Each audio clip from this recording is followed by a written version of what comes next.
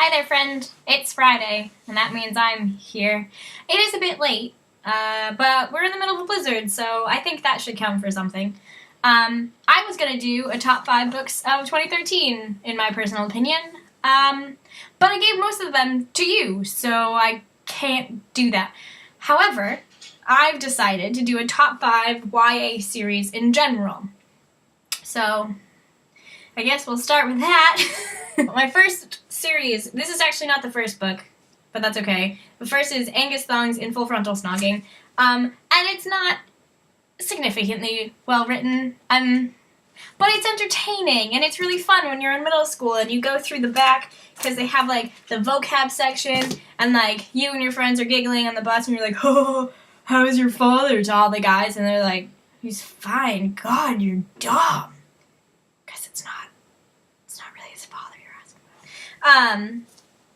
And there were, like, 20 of these books. It was great. And they're pretty short, and they all have different plaid, which I actually hated when I was a kid. But I don't know. And they're British. Had the worst movie ever. It was really bad. Enjoyably bad, but it was pretty bad. I own it, for the record, so I guess it couldn't be that bad. The second series that I've been really enjoying still is the Giver series. This is number 2 in the series because it took me like 6 years to realize that there were actually more books in the series. I'm really great at finding information out, apparently. But The Giver, when I was applying for college, which I eventually dropped out of, I really wanted to be like The Giver sometimes because, I mean, it's a dystopia, so it's not really want to live in it, but they didn't have to, like, do the whole college application thing, which I appreciated a lot. Also, I think it's, like, the first dystopian society novel that I ever read. And it was 5th grade. It was, like, one of the only books that I didn't hate reading in high school. Sorry. School. Gathering Blue was really interesting. And then book 3, which is Messenger, kind of pulls those 2 books together. And then there's a 4th that I haven't read yet because I just finished Messenger. So I'll have to read that probably this year. That'll be on my 2014 to-read list. Number 3 on my favorite series is Unwind by Neil Shusterman because it's really interesting. It too is a dystopian series that I can't ever stop reading once I pick up. But it's also kind of a commentary on, like, current politics because it's about essentially our pro-life, pro-choice topic that becomes really a big deal every time we have an election or something big going on.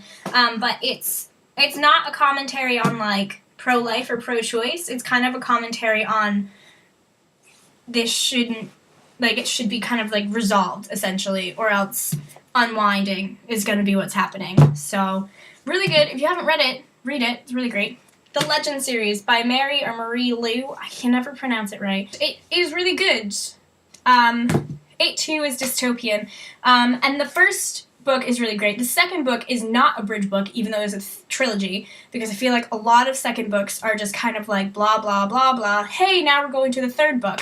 But mind-blowing things happen in the second book. And the third book, which is Champion, is essentially reading a movie. Because, like, I was reading it and I'd be like, it'd be really great if it switched, and it was like, whoa, it switched, and it was fantastic. I know you're about to read it because you just finished Prodigy, but really good. My number 1 YA series is the Harry Potter series. I mean, J.K. Rowling, sorry.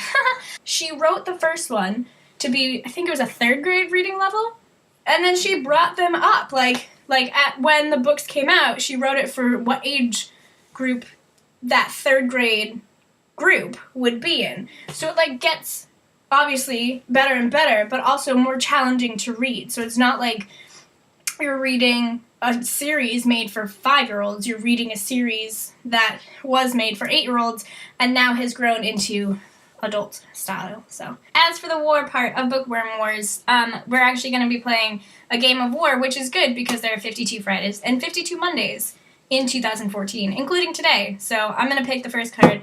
I don't think I pulled out the jokers. That's okay. Card is 10 of clubs. Beat that! Alright, bye! My dad has cards from Vegas, which I have stolen. I'll have to buy an actual deck. For those of you who don't know, we play War. That's the war bit of Bookworm Wars.